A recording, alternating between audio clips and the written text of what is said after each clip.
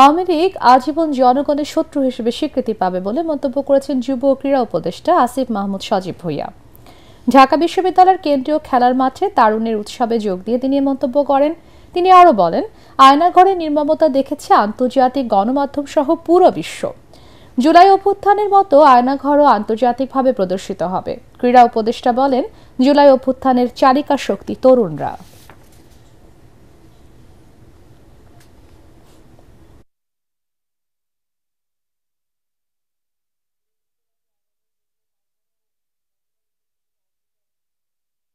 পুরো বিশ্ববাসী আয়নাঘর দেখলো, তারপরেও ফ্যাসিবাদী শক্তি সেটা অস্বীকার করার মতো নির্লজ্জ অবস্থান নিচ্ছে। জুলাই গণ অভ্যুত্থানে তাদের গণহত্যা ইন্টারন্যাশনালি ডকুমেন্টেড এবং প্রকাশিত হয়েছে। ফ্যাসিবাদী গণহত্যাকারী শক্তি যারা গুম খুনের মাধ্যমে ক্ষমতায় টিকেছিল, ফলে জাতীয় এবং আন্তর্জাতিকভাবে এই আয়নাঘরও ইন্টারন্যাশনালি ডকুমেন্টেড এবং প্রকাশিত হবে।